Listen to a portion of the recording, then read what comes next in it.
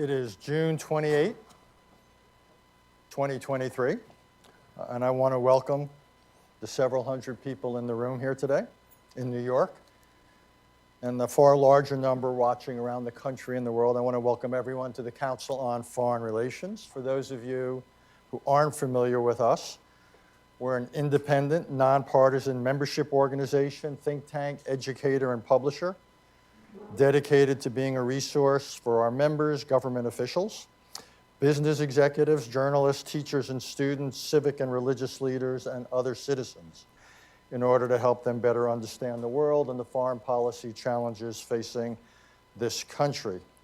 I'm Richard Haass, CFR's president, and this morning we're fortunate to welcome back one of our most distinguished members, Antony Blinken.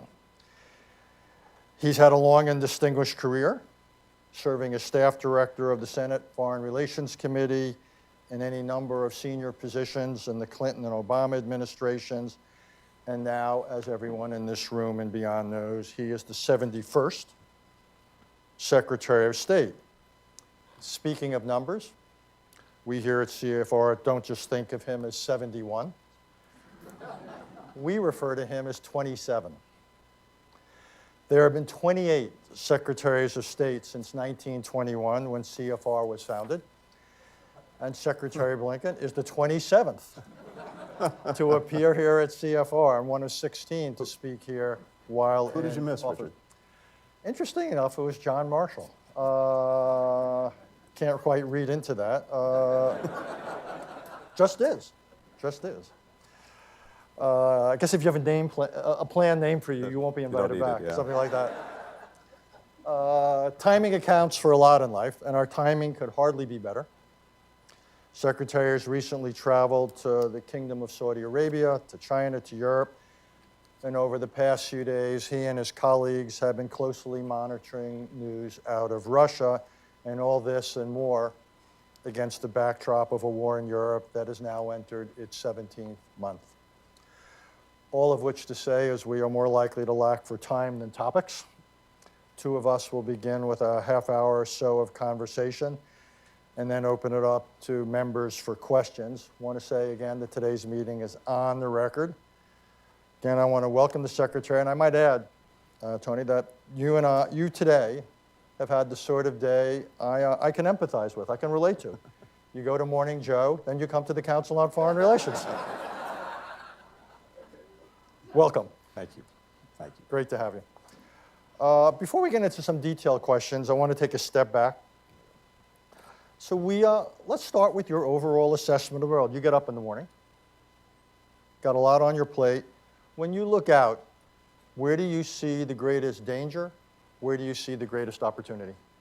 Thank you.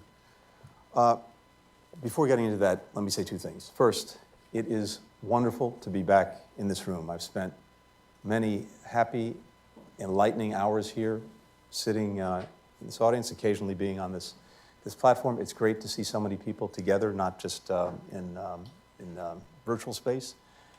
And one other thing.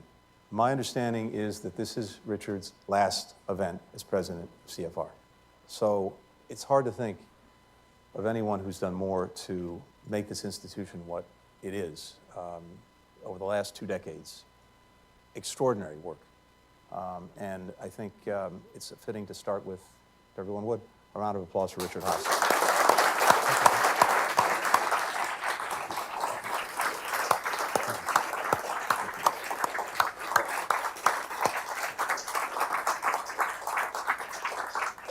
I want to thank him for that, but I'm still going to ask him tough questions. I tried.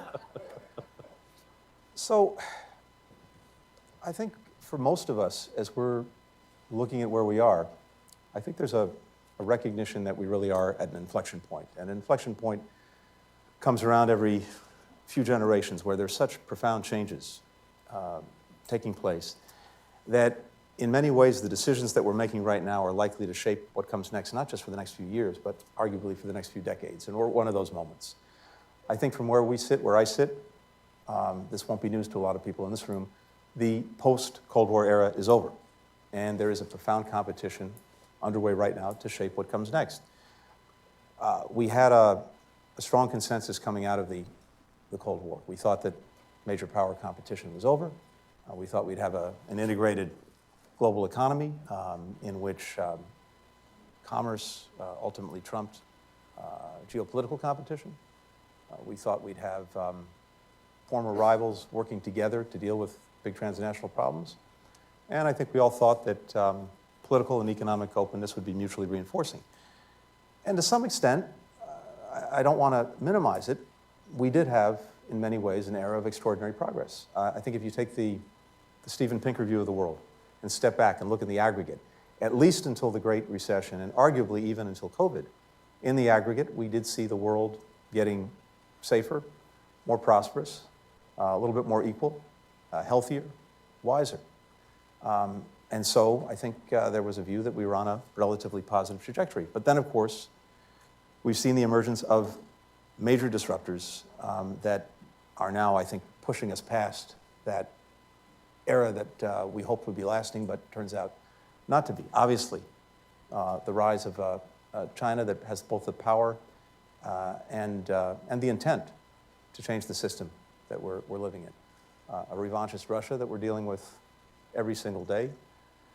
A panoply of interrelated and unfortunately mutually reinforcing transnational challenges, global challenges that we have to find a way to deal with effectively. And with all of that, I think a few things that we've all experienced that we're grappling with the consequences of right now. Even as arguably inequities between countries grew less, we've seen inequities within them grow. We've seen information systems proliferate in a way that has gotten beyond what we anticipated. The democratization of information has had all of the unintended and second and third order consequences that people know. We've had a democratic recession around the world. We may have had something of a democratic recession here at home.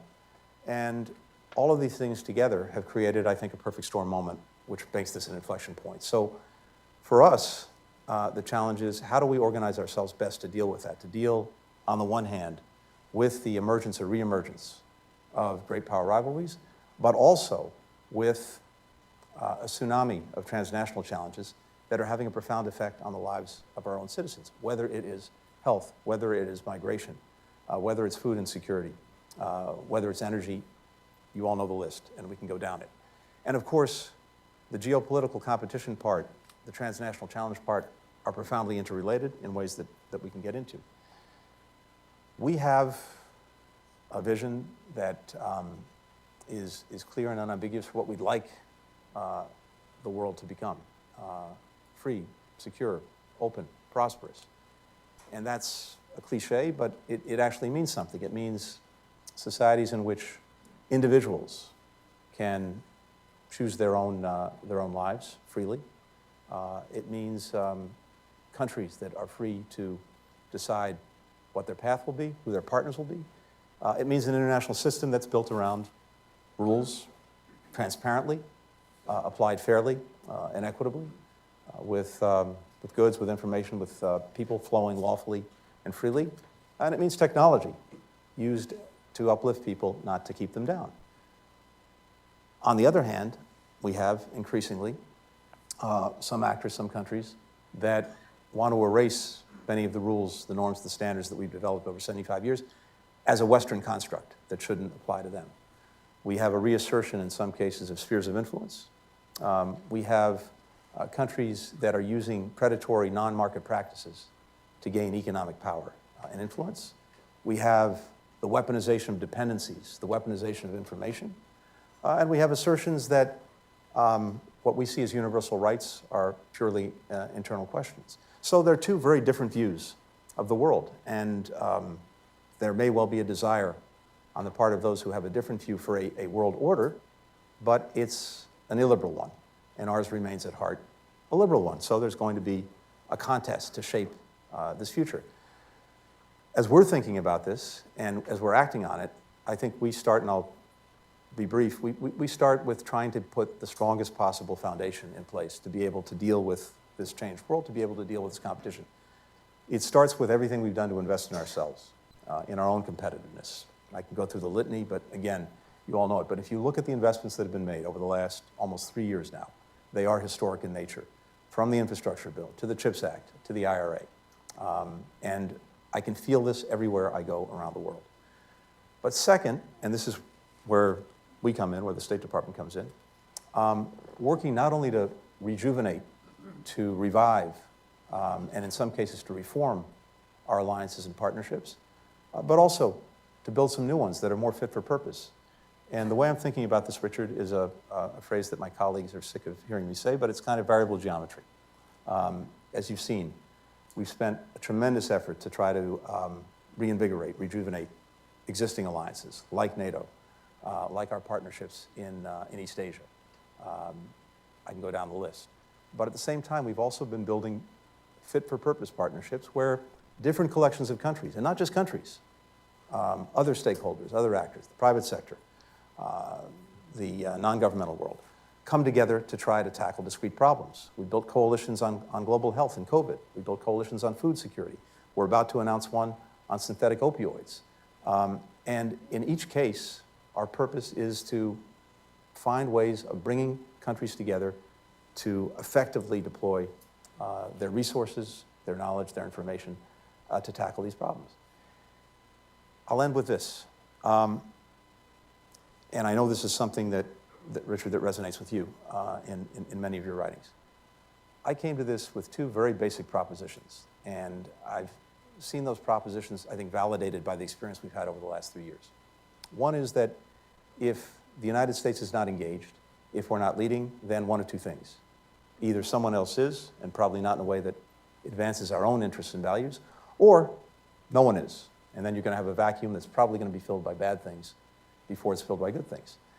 The flip side of that coin is, in the 30 or so years that I've been doing this, I don't think there's ever been a greater premium than there is now on finding new ways to cooperate, to coordinate, to collaborate, both with other countries, institutions, and a variety of other stakeholders who are empowered in ways that they never were before, and so can be disruptors if you're not getting them on the takeoff, not just the landing. If you care about climate, if we're 15% of global emissions, we get everything right at home, that doesn't account for the other 85%. We've got to find ways to bring others along. If you're concerned about what we've experienced over the last 3+ years with COVID, we know that even if we do everything right here, if there's another variant out there somewhere, it can undermine everything we've done. So we have to build stronger global health systems. If you care about the technology that's in our pockets, that's shaping our lives every day, the norms, the rules, the standards that go along with that technology is probably being shaped in some windowless room in an international organization. So we have to find ways to make sure that not only are we in the room, not only are we at the table, but hopefully we're at the head of the table. So that's what we've been working to do. And I think on the big issues, on dealing with Russia, on dealing with China, we've managed to build greater convergence with other key players in the international system than we've seen. And on these big global challenges that are having a real effect on the lives of people here too, we're finding new ways to partner with countries, with institutions, to try to get at them, to try to get achievable results. Sometimes it takes a while. COVID's a good example of where we were probably slow off the mark, but once we got going, we had a real effect. So that's what I'm concerned with. It's putting in place and acting on these new building blocks, this new variable geometry of a world in which we can advance and shape the post-Cold War era. And if you were going to just sum that up, is that what, from your point of view, amounts to a Biden doctrine? I mean, what are you trying to calculate? I know, you're right in terms of a world defined by geopolitics and transnational issues. You want to basically have a liberal world order. To get from here to there, which is what doctrines are all about, how would you sum that up? Summed up really simply in that it starts at home. It starts with our strength at home, with our competitiveness, with the investments we're making. And then it goes to making sure that we are strengthening and, as necessary, forging new alliances and new partnerships, because we can't do it alone. So that to the extent there's a doctrine, and always resist doctrines, it really is invest in ourselves at home and build these partnerships abroad. Well, if you want to resist doctrines, you've done it well, because you didn't quite give us a bumper sticker. Good. Okay, let's turn to Russia. Let's turn to the news at hand. You said on Sunday that events revealed, quote unquote, real cracks there. So it's a few days later. Is it your and your colleagues' sense that these cracks are widening? Do we know enough? Is it just the opposite? We see these cracks narrowing. What is our sense of what's transpired in the last few days, which way the arrows are going? Well, first, this is a moving picture, and I don't think we've seen the last act. And I think we have to have a certain amount of humility in any predictions we make about where this is going. But I think we can say this, or at least we know this much. First, if you take a step back, it is genuinely extraordinary that we've gone from a place where we were 16 months ago, where you had Russian forces on the outskirts of Kyiv.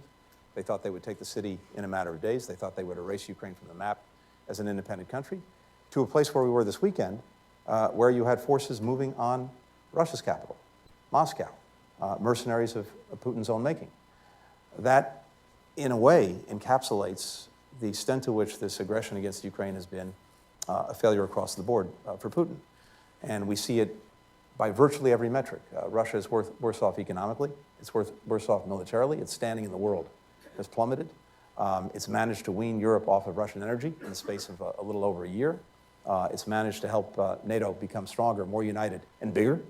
And of course, it's managed to alienate virtually every Ukrainian and also unite Ukraine as never before. This last episode, showing to some extent the internal dimensions of this failure, I think speaks volumes. But I don't want to predict where this is going to go, when it's going to get there. I do know that Putin has a lot of new questions that he has to answer for. In some ways, you're echoing Prigozhin's critique basically of this war. Well, far be it for me to,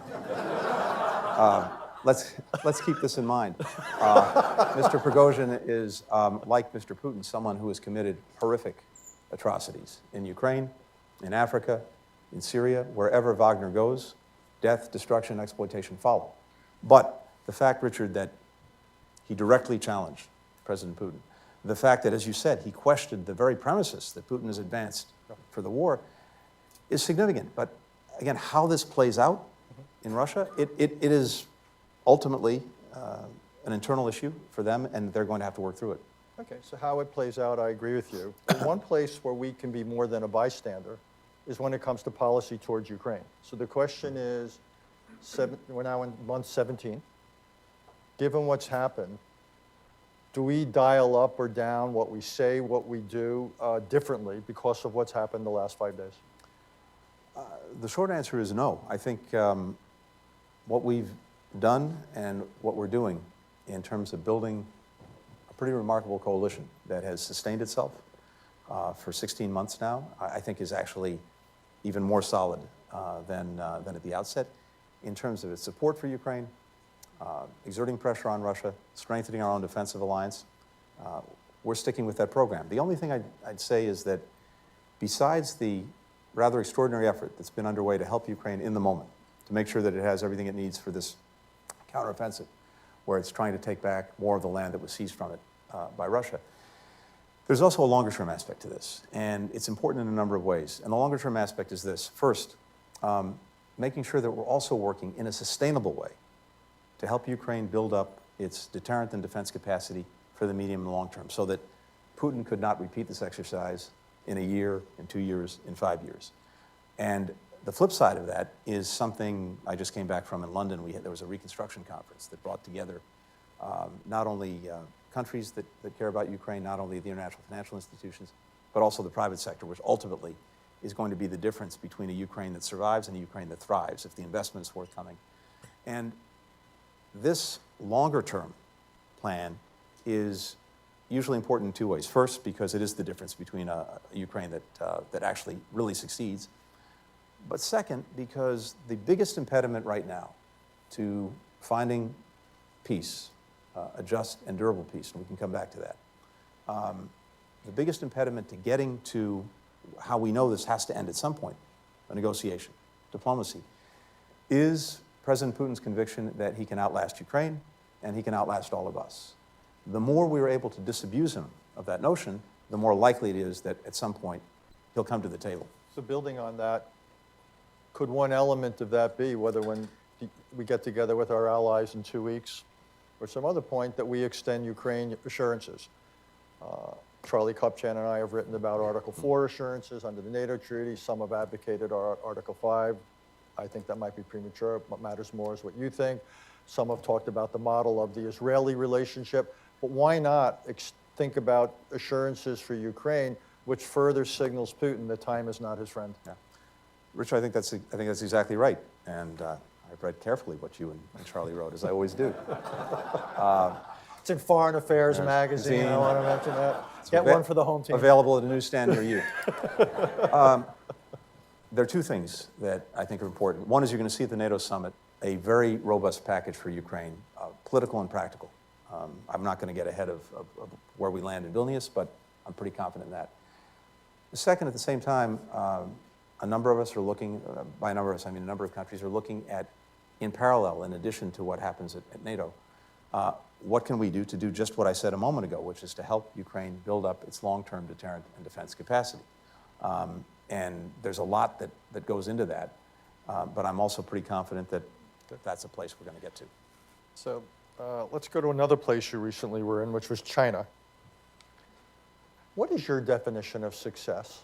What is a realistic goal for American foreign policy towards China?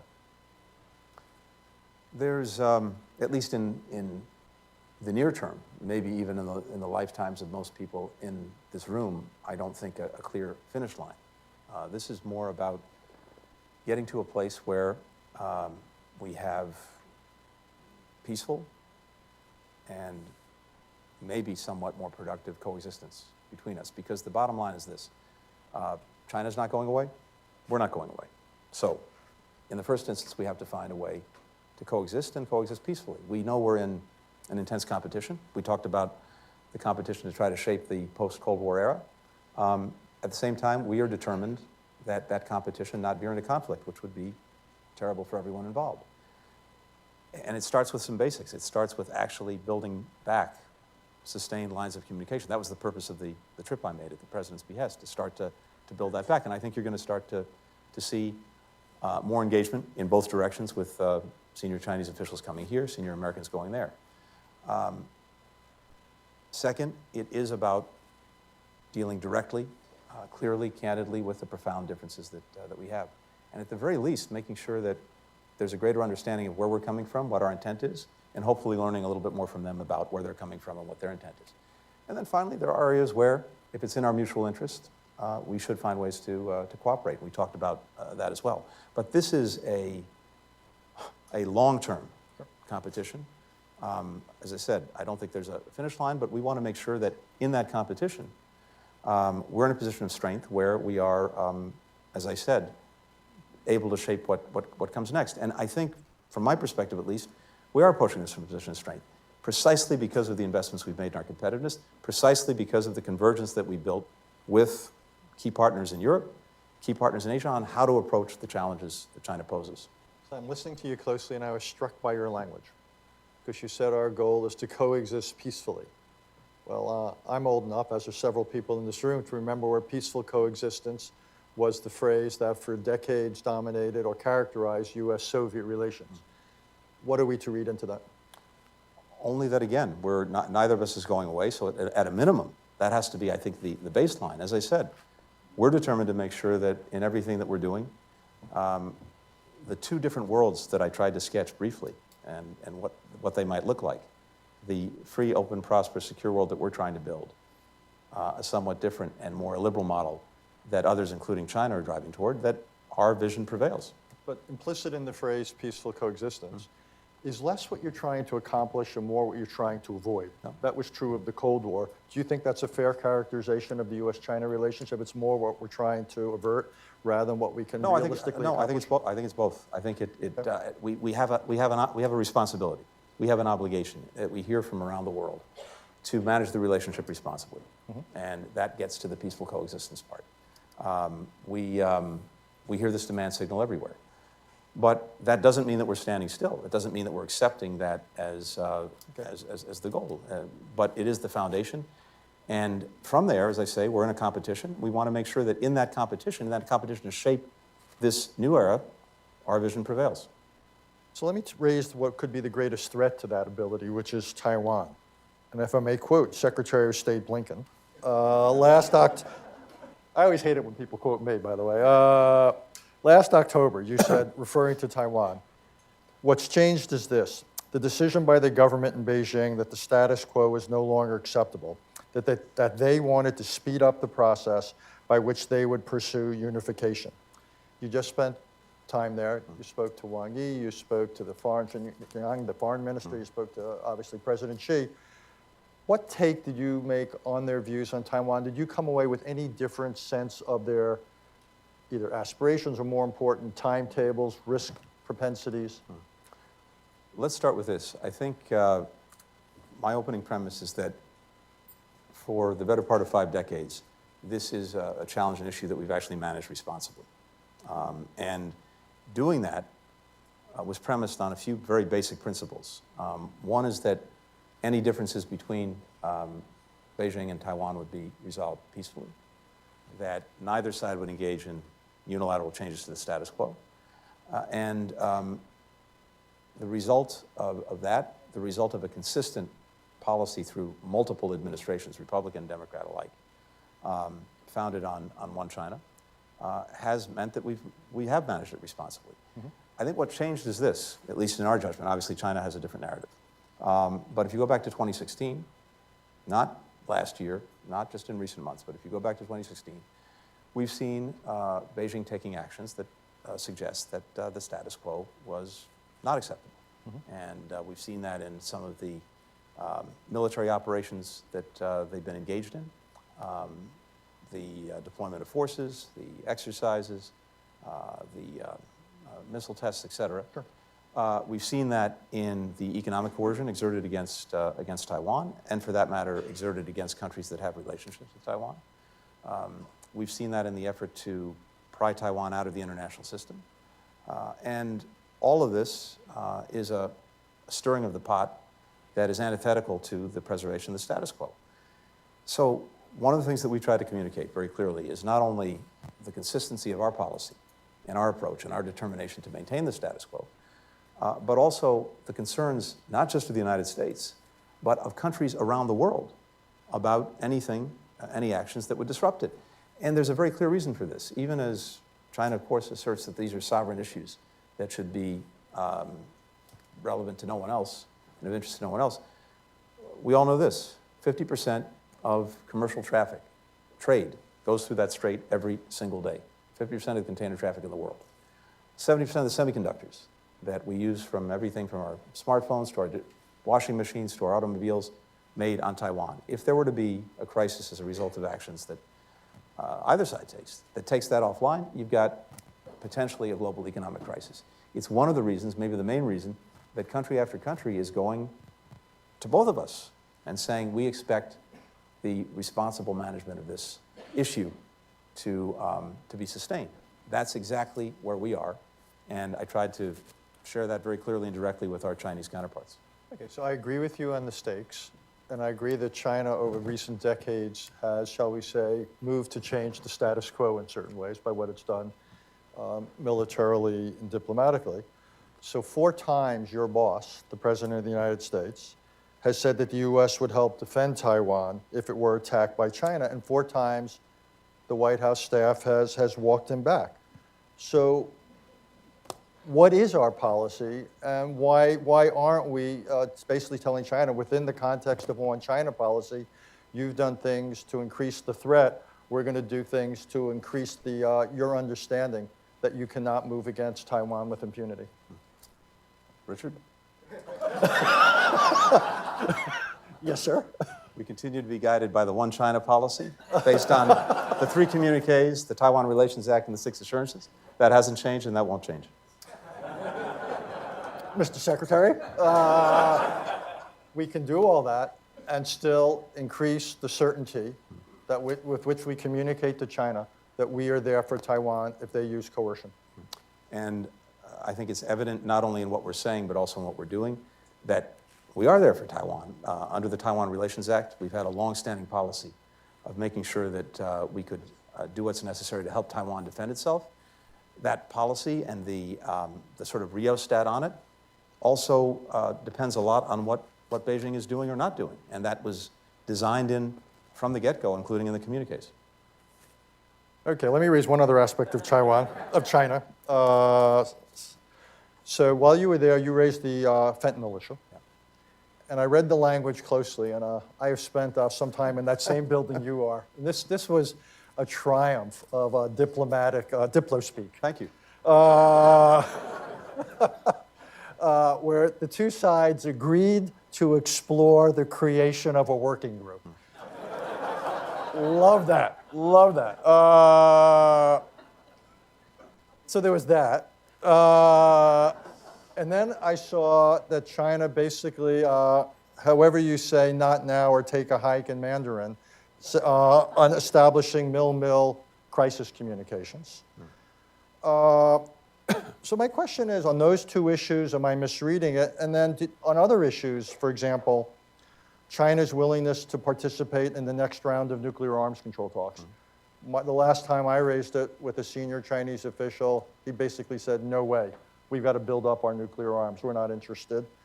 Do you get the sense that when China's looking at all these issues, where did you come away with optimism? Was it any of these issues? Was it possibly Ukraine? Is there any area where, again, you see some potential upside in China's diplomatic openness? Well, first, just taking the issues that you mentioned, let's start with fentanyl. And there's a good reason to start with fentanyl. And in a sense, it's really worth pausing on this for a second because, as I suspect most people know in this room, the number one killer of Americans aged 18 to 49 is fentanyl. So if you start from that premise, it makes sense that you'd want to be focusing a lot of your time and resources and effort on that, and we are. And indeed, as I mentioned, in just a couple of weeks' time, we'll be moving forward with a broader international coalition to deal with this. And it's a problem and a challenge that we've been facing for some time. We're doing it holistically, by which I mean there's a lot that has to go on in the United States, including reducing demand, dealing with treatment. At the same time, major law enforcement challenges. We have our border and making sure to the best of our ability that synthetic opioids can't get over the border with impunity. There's a lot of technology that goes into that. Working with Mexico, where the synthetic opioids are created. But there's, of course, as everyone knows, a China dimension to this problem because the precursors that go into the fabrication of fentanyl are right now primarily made in China. And they are then diverted, sometimes knowingly, sometimes not knowingly, to criminal enterprises that turn them into fentanyl close to our border and then send them into our country. So it's profoundly in our interest to see if we can get cooperation from China to deal with this problem. We've had some successes in the past, including their decision a few years ago to stop the exportation of fentanyl itself. But the chemical precursors are where the problem is now. There's a lot that goes into this in terms of trying to elicit that cooperation, even as we are taking action against any institution, company, individuals we find that are engaged in this illicit trade. I believe, based on the sentence that you read, that we're actually getting to a place where we might actually get practical cooperation from China. And this is not as a favor to us. This is because what we're seeing around the world is a demand signal because fentanyl is now hitting many more countries. We've been the canary in the coal mine. Our market is actually saturated. The criminal enterprises engaged in synthetic opioids are now trying to make markets in other places, including in Europe, including in Asia. And so more and more countries are now raising their voice and saying, we need action on this, we need cooperation on this. I don't think China's going to be immune to that. So I have some modest hope that we can find a way to elicit their cooperation. We guess got a few. I want to open it up to members. Let me just raise one other geography, which is the Middle East, because again, you were in the kingdom recently. Saudi, lots of reports about Saudi interest in security assurances. Lots of talk about Saudi Arabia potentially joining the Abraham Accords, normalizing relations with Israel. Where does that stand? And could you see yourself inviting the Crown Prince to Washington, despite our historic differences and President Biden's differences, simply because it's a necessary means to an end, which is a closer U.S.-Saudi relationship and a formal Saudi-Israeli relationship? So, Richard, I think when it comes to that relationship, where it's going, and how potential normalization fits in. Start from the premise that we've had a decades-long relationship grounded in security, grounded in energy, and then in more recent years, grounded in dealing with terrorism. But now we see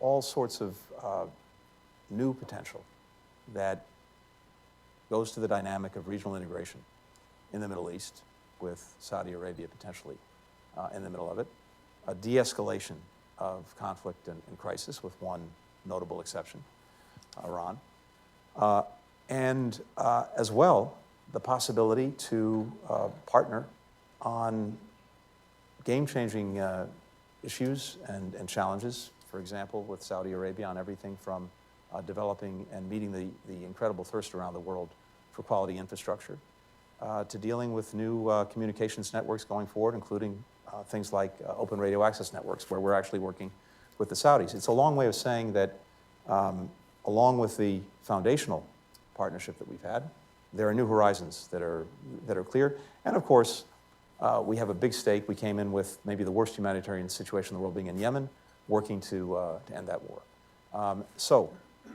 there's also a dynamic in place whereby both Saudi Arabia and Israel, of course, are interested in the prospect of normalization. It is incredibly challenging, hard, not something that can happen overnight, but it's also a real prospect, and one that we're working on because, as you've alluded to, both the Saudis and Israelis are looking for us to play a particular role in that effort. We're very much engaged in it, and as I said, it's a challenging road, but it's certainly one that's possible. Don't you have an added problem, though, which is just as you're trying to do this, and perhaps bring the Saudis closer to the Israelis, it can't take place without a context, in this case, the Israeli-Palestinian relationship, which I've been watching it for 40 plus years, and it seems to me not that far from blowing. You're seeing now the considerable expansion of settlements, considerable expansion of violence, a real absence of centralized Palestinian authority, the most right-wing government we've seen in Israeli history. If we want to have a normalization between Saudi Arabia and Israel, it seems to me part of associated with that has got to be a degree of calm with Israelis and Palestinians. It seems to me we're on the verge of anything but that. Shouldn't we be doing more? Couldn't we be doing more to address this, to keep open, in particular, to keep open the possibility, the calm things, and keep open a two-state possibility? Yeah. In short, I agree with you. And that's no fun. Sorry. We've told our friends and allies in Israel that if there's a fire burning in their backyard, it's going to be a lot tougher, if not impossible, to actually both deepen the existing agreements as well as to expand them to include potentially Saudi Arabia. And I actually had this conversation just yesterday with my Israeli counterpart. It's a conversation I've had with the Prime Minister on a number of occasions. It's also, at least in our judgment as Israel's closest friend and ally, profoundly not in Israel's interest for this to happen, both because of the added degree of difficulty that this presents for pursuing normalization agreements or deepening them, but also because of the practical consequences. If, just to cite one example, if Israel were to find itself either by intent or by accident responsible for the West Bank with 3 million Palestinians and 500,000+ settlers, what is that going to mean in terms of the allocation of resources, including security resources, that Israel otherwise needs to be concerned about when it comes to Gaza, when it comes to Lebanon, when it comes to Iran? It doesn't really add up. So on both of those dimensions. And then, of course, there is the question of the future for the Palestinian people, something that we care deeply about. And we continue to believe strongly that two states is the way forward. As distant as that seems, it's usually important to at least keep a horizon of hope for people who don't have a lot. And in the meantime, to at least try to better their lives day in, day out. We are working on this. We've brought people together, Arabs, Israelis, Palestinians in Aqaba and Sharm el-Sheikh, to try to find a way forward to, in the first instance, de-escalate some of these tensions, to have both sides refrain from taking actions that are simply going to add fuel to the fire. It's an ongoing process. We've had some success, particularly during the holiday season over Easter, Passover, Ramadan. Now, however, we've seen steps taken, including on settlements, that are moving in the opposite direction. Two quick last questions, then I want to open it up. You mentioned Iran twice. Lots of reports about an informal arrangement out there being discussed, putting some lid on Iranian nuclear capabilities in exchange for some degree of sanctions adjustment. What can you say about that? What I can say is this. We've believed from day one two things. We have a commitment that President Biden strongly adheres to, which is that Iran will not acquire a nuclear weapon. We also believe diplomacy is the most effective way to actually get that result, the most sustainable and the most effective. So we pursued that path. We tried to see if we could get back to mutual compliance with the Iran nuclear agreement, the so-called JCPOA. And we made a very good faith effort working closely with our European partners, and actually, in this instance, working with China and Russia. And at the point at which that looked possible, Iran either couldn't or wouldn't do what was necessary to get back into compliance. And that goes back now many, many months. So there is no agreement in the offing, even as we continue to be willing to explore diplomatic paths. And at the same time, we've been building up our deterrence, and we have been working closely with partners in the region to do just that, as well as continuing to take a whole variety of measures to push back against Iranian misbehavior in different areas. But there's no agreement in the offing. I think whether Iran chooses itself to take actions, or maybe better put, not to take actions that further escalate the tensions not only between us but with other countries, we'll see by their actions. Yeah, I'll hold off a last question. Okay, time for you all. Raise your hand. This is going to be now the longest meeting in the history of the council, if we get to it. Raise your hand, Mike. We'll get a microphone to you. Keep it short. Let us know who you are. I see in the next to last row. Yes, ma'am. Right there. Hi, Secretary Blinken. Thank you very much. My name is Sarah Munoz. I am the Deputy World Editor for the Wall Street Journal, and I have two questions related to our wrongfully detained reporter, Evan Gershkovich. Can the State Department confirm that they have requested formal consular access for Evan, and is it likely to be granted? And how will the recent events in Russia affect efforts of the U.S. to free those Americans wrongfully detained in Russia? Yeah, thank you. From my perspective, I have no greater responsibility than to look out for the safety and well-being of Americans around the world, and notably Americans who are being arbitrarily detained, unjustly detained in some fashion. And Evan, of course, is front and center in that. So yes, we, of course, from day one, have sought consular access. We've had some initial access to him. That's been denied more recently. It's something we continue to look for virtually every day. At the same time, we are continuing to explore ways to bring him home, Paul Whelan as well, and many other Americans who are being detained in different parts of the world in an arbitrary fashion. We brought a lot of Americans home over the last 2.5 years, but more to be done. And Evan is front and center in our thinking. In each of these instances, it's not surprising that there's usually an incredibly challenged relationship with the country in question, and maybe even one that's directly antagonistic. That doesn't stop us from working separately and independently to try to bring people home. And as you've seen, we've had some success with that, even with countries where we're really at odds. So I can tell you this, we will continue to do that. We'll continue to work to bring Evan home. We're not going to stop until we get him home. Okay. Yes, sir. Thanks.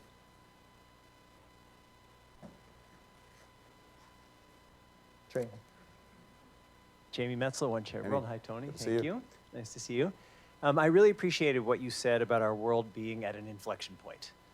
At earlier times in history, 1648, 1945, we've been at inflection points like this, in those cases after huge crises, and we've had to think structurally about what a global operating system upgrade might look like. How are you thinking about upgrades, whether it's to the UN or new institutions, to try to deal with the challenges we face? Jamie, thanks for the question. It's very much what we're about and what we're focused on. And as I said, it really goes to a few things. First is really we had to start first just re-engaging, as well as trying to re-energize and rejuvenate some of the existing alliances and partnerships. And I think we've done a reasonable job at doing just that. And a lot of that is just rolling up your sleeves, showing up, being engaged, listening, as well as acting. But I think one of the things we found is this, and again, no surprise to anyone in this room. Institutions, alliances, arrangements that were made 75 years ago, 50 years ago, may not necessarily be fit for today's purposes. And so, along with trying to reorient, in some cases, the existing arrangements to deal with the challenges of this moment, we have tried to build new partnerships. And there, what we found, and something that you've done remarkable work on over the last years, COVID is a pretty good example of that. As I said, I think we were a little slow off the mark in terms of our global responsibilities, but once we got going, including working through COVAX to make sure that we were getting vaccines to people around the world free of charge, no political strings attached, we were actually quite effective. But even in doing that, we noticed that there were gaps. There were gaps on the last mile in terms of actually getting shots into arms. There were gaps in protecting healthcare workers who are on the front lines. There were gaps in dealing with misinformation and disinformation that was being used against this global effort. There were gaps in getting other therapeutics to people in need, and this is, of course, particularly acute in Africa. So we built a new coalition of countries that were either particularly interested in this, had particular resources that they could bring to bear, and we called it basically the GAP Coalition. And it was not very much in the headlines, but we did it among foreign ministers because to have a real impact and a sustained impact, yes, of course you need all of the expertise, health ministers, et cetera, but to make sure that there's a real political drive and imprimatur on this, it's useful to do it at that level too. And we put this together, and it was actually quite successful, and we can go through all the different metrics, in actually filling the gaps. We're doing this across the board. I mentioned the synthetic opioid coalition that we're going to put together and that will be announced in just a couple of weeks' time. We've done this with food insecurity as well. And we also have been doing this in different ways with things that Richard knows well in the Indo-Pacific, with the Quad, with India, with Japan, with Australia, with the United States, to try to deliver specific public goods in ways that our countries together, I think, are uniquely placed to do. It actually started, as you know, with vaccines, but now it's expanded out. So it's exactly this combination of revitalizing existing institutions, reforming them as necessary. The UN is one place where you may have heard the President speak to this at the last General Assembly. We're really intent on trying to pursue reform of the Security Council, reform of the institution more broadly. The international financial institutions, multilateral development banks. It's a major effort underway to make sure that they're much more effectively addressing the needs in this moment. We started with the special drawing rights. I think there's more that we can do. We need Congress for that. We're looking at how capital is allocated, and allocated in ways that, again, address things like climate change, which is the biggest demand signal, food insecurity. And we're also looking at greater speed and efficacy in the way these institutions function. Janet Yellen, and we were working on that very closely together. So I think it's a combination of all of these things. It's the existing institutions, it's building new ones that are fit for purpose, and as I said, it's also finding new tools, including in the international system. Last thing is this. This is, in my mind, something that's been very powerful because there really is a recognition, even with countries that have different systems, different political orientations, that there is a common interest, a shared interest in trying to tackle some of these problems, and there is a shared interest in actually establishing some basic rules, basic understandings, and trying to live by them. And we see that play out every single day. Let's get a question from Zoom land. We'll take our next question from Tamika Tillman. Hi, Secretary Blinken. This is Tamika Tillman. It's great to see you and to have you with us. You had touched a couple of times in your remarks on technology and the importance of technology in shaping the evolving world order. You've done a lot of good work at the State Department to build new infrastructure for dealing with that. What will it look like going forward, not only for the State Department, but for public institutions generally that have historically struggled to adapt to rapid innovation in other fields? Yeah. Micah, thank you. One of the things that I've learned the hard way in 30 years of government, I suspect, Richard, you had the same experience, is that governments, the foreign policy apparatus, to some extent the domestic apparatus, is usually not great at understanding new technologies, adapting to them, figuring out what government's role needs to be in shaping them and in regulating them. And in the foreign policy space, most of us are not brought up in scientific, technological disciplines, and that's a deficit. One of the things that we've been trying to do, and have done, I think, with some success, is actually to build that into the DNA of the State Department. And as I think you alluded to, we just stood up a new bureau that is focused on digital policy, on cyberspace, on emerging technology, to make sure that we have the expertise in hand at the department, that we actually grow it within the department, and the department is seen as a place where there's genuine knowledge, genuine expertise, and then we can effectively represent the United States in these windowless rooms around the world where so many of the decisions about how technology is going to be used are actually made. And that was done really in record time, at record speed, and I'm feeling very bullish about the prospects for that. We have worked very hard as well to strengthen our connections to the entire innovation, science and technology enterprise that is at the heart of this country's strength. And time doesn't allow me to get into this, but we've done that in a lot of different ways to make sure that we're connected, and to the best extent possible are actually a little bit ahead of the curve in understanding what's coming down the road, how that may affect our relationships with other countries, how that's going to affect geopolitics, how that's going to affect our ability to solve some of these big transnational problems that we've been talking about. Basically, we want a department that's fit for purpose as well, and that purpose has changed. If you look at what really matters to people, of course, the bread and butter issues of war and peace, preventing conflict, making peace, doing the day in, day out work of relations between countries, that remains our bread and butter. But if we don't have a department that's able to act effectively and efficiently when it comes to technology, when it comes to global health, when it comes to climate, when it comes to food insecurity, when it comes to migration, then we're not being responsive to the big challenges that are affecting people's lives right now. That's exactly the kind of department that we're actually building as we speak, and I think we'll be in a much better place to address these challenges going forward. Tony, could you just build on that and say something about your policy towards technology externally, in the sense of what is your thinking about our approach ought to be to AI, whether it is wise and feasible to constrain it, and when it comes to countries like China, is our goal simply to deny them things that are directly useful for national security, or are we actually trying to slow China's growth? So let me take the second part of the question first, because this was actually a lengthy part of the conversation that we just had in Beijing. From China's perspective, no surprise to people here, is that our purpose is to contain them, to hold them down, to hold them back, globally and economically. And the fact of the matter is it's not. And it's also not in our interest to do that. China sees us as being engaged in decoupling. The argument that I made to our counterparts is that if you actually look at what's happening and what's happened, the facts belie that assertion. Our trade with China last year reached the highest level ever. We had more foreign direct investment going to China last year than in any year since 2014. Yes, we have export controls. We have sanctions on individuals and Chinese entities, about 1,000 or so, all told.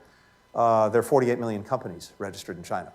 So that's hardly decoupling if we've got very targeted restrictions on I think it's 0.0001% of the companies in China. At the same time, it's not in our interest to hold them back. We have done, I think, very well in recovering from COVID. Other countries are struggling more. We don't want to be the only engine for growth in the world.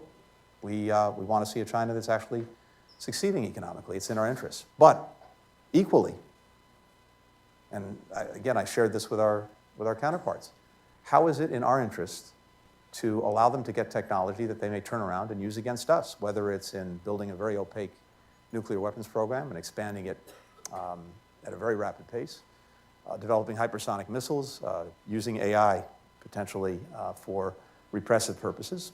It's not in our interest to do that. If they were in our shoes, they would do exactly the same thing. And so the very targeted, very narrowly defined controls that we put in place are designed to prevent that. Now, it's an ongoing conversation, but I think it's usually important. When it comes to AI more broadly, obviously that's the subject of the day, particularly when it comes to generative AI. We're proceeding in a very deliberate way. There has been a very productive dialogue, conversation going on between the administration, centered at the White House, and the 4 companies that basically have developed the foundational platforms for generative AI. And we expect that to lead to a place where there's an understanding, a voluntary understanding, on what some of the guidelines and guardrails will be for the development of generative AI. The challenge becomes this.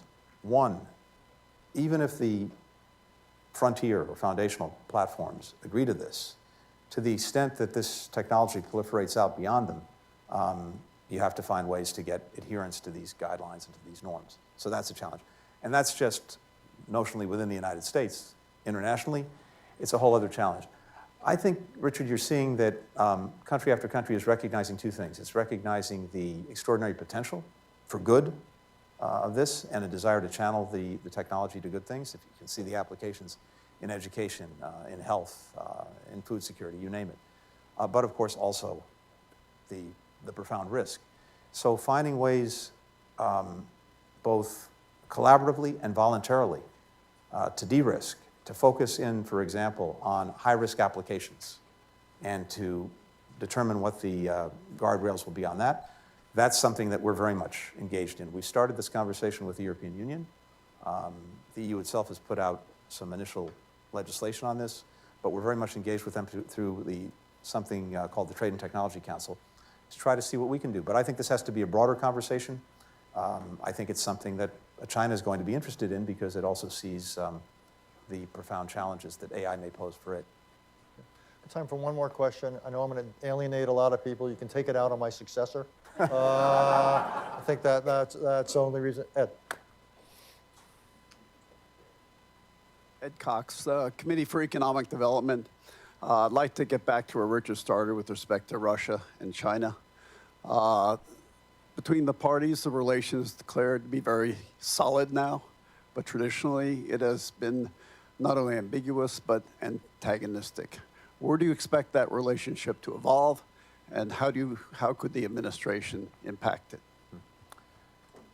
So I think we've seen in real time, including this past weekend, some of the tensions that are inherent in that relationship, which I think we would see in some ways as a marriage of convenience, but also to some extent as a marriage of conviction, the conviction being that the world that we seek to shape is not the same one that in very different ways and for different reasons they seek to shape. And so there's some convenience but also conviction in working together. But I think we see some of the profound tensions and strains that go to that. China has been trying to get a balancing act right where on the one hand it's been supportive of Russia in the international system through this aggression against Ukraine. It's done some of its bidding diplomatically. It's tried to advance its narrative, et cetera. At the same time, it tries to present itself as neutral and as a force for peace and for ending the conflict. And that strain is increasingly apparent. We had some interesting conversations about this when I was in China last week or 2 weeks ago.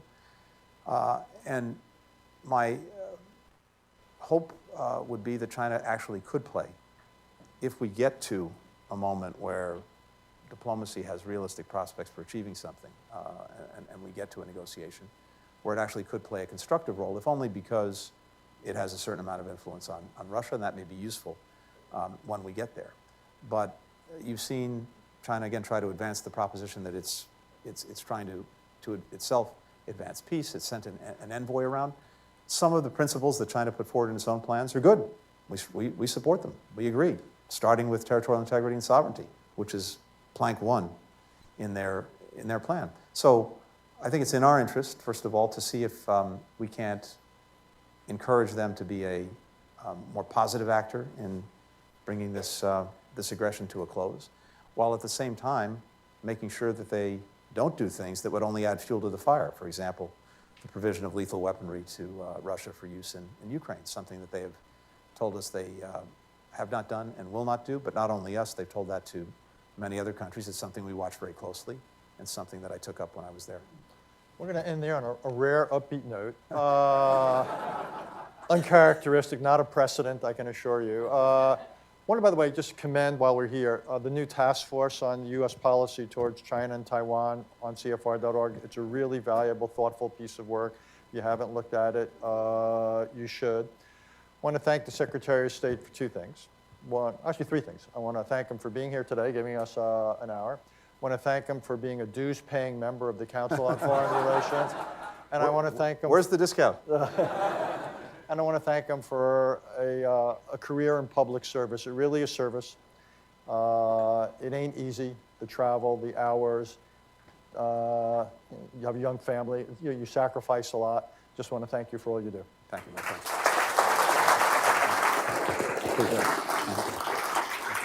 As well.